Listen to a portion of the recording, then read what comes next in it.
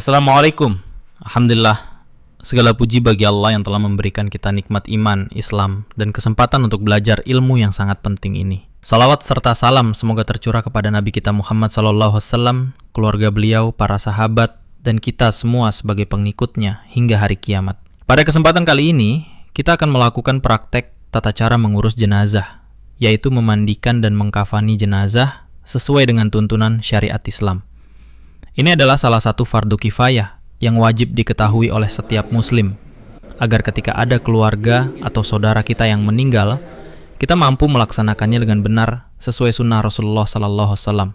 Mari kita ikuti dengan sungguh-sungguh, niatkan untuk mencari ridha Allah Subhanahu wa Ta'ala, dan semoga ilmu ini menjadi amal jariah bagi kita semua.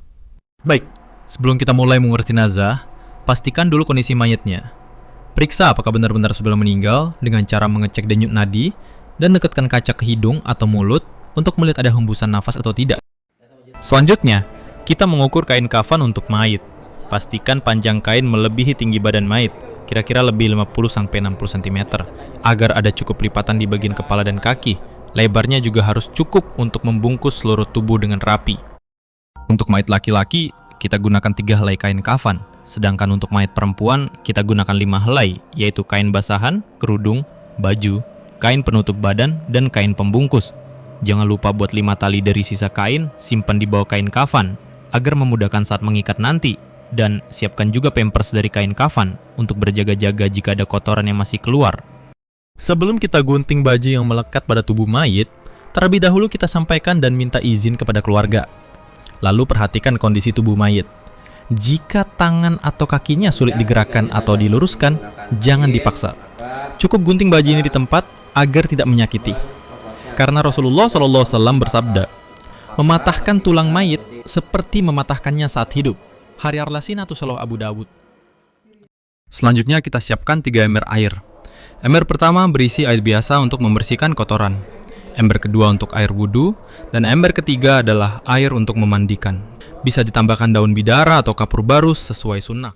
Jangan lupa sebelum mulai mandikan, tutup dulu aurat mayat dengan kain. Ini wajib, agar tetap terjaga kehormatannya. Sekarang kita bantu mayat mengeluarkan sisa kotoran.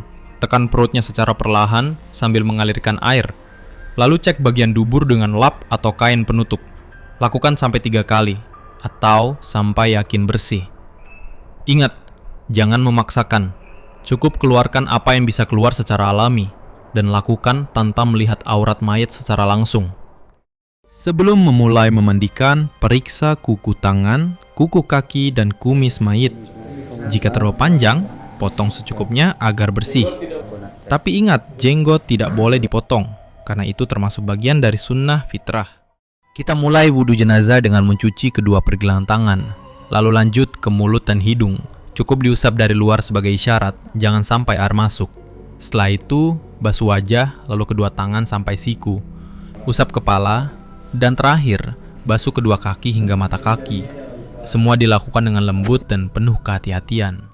Sekarang kita mulai memandikan mayat seperti mandi junub. Pertama, siram bagian kepala sebanyak 3 kali. Lalu lanjutkan dengan menyiram bagian kanan tubuh, dari bahu sampai kaki, juga 3 kali sambil diusap agar air merata. Setelah itu, bagian kiri tubuh disiram 3 kali sambil diusap. Kemudian miringkan mayat perlahan, siram punggung kanan 3 kali, dan punggung kiri 3 kali. Tetap sambil diusap, agar tidak ada bagian yang terlewat. Sekarang kita mandikan mayat dengan air sabun. Mulailah dengan menyiram bagian kepala sebanyak 3 kali, sambil menutup kedua matanya dengan tangan atau kain agar air tidak masuk. Lalu lanjutkan ke sisi kanan tubuh, kemudian sisi kiri, dan terakhir bagian punggung. Selama penyiraman, usap lembut agar air dan sabun merata dan membersihkan dengan sempurna. Setelah mandi dengan air sabun, sekarang kita bilas tubuh mayat dengan air bersih untuk mengangkat sisa-sisa sabun. Jika tersedia, gunakan air hangat agar lebih nyaman. Terakhir, siram seluruh tubuh dengan air yang dicampur daun bidara atau kapur barus agar tubuh mayat bersih dan harum. Setelah selesai dimandikan, keringkan tubuh mayat dengan handuk secara menyeluruh. Selanjutnya ambil kapas dan letakkan di bagian dubur untuk berjaga-jaga jika ada kotoran yang masih keluar. Lalu pakaikan popok dari kain kafan yang sudah disiapkan sebelumnya. Setelah itu tutup bagian bawah tubuh dengan kain sarung atau sejenisnya.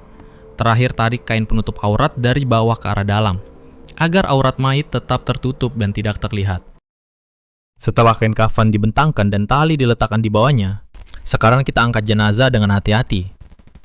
Lalu letakkan tepat di atas kain kafan.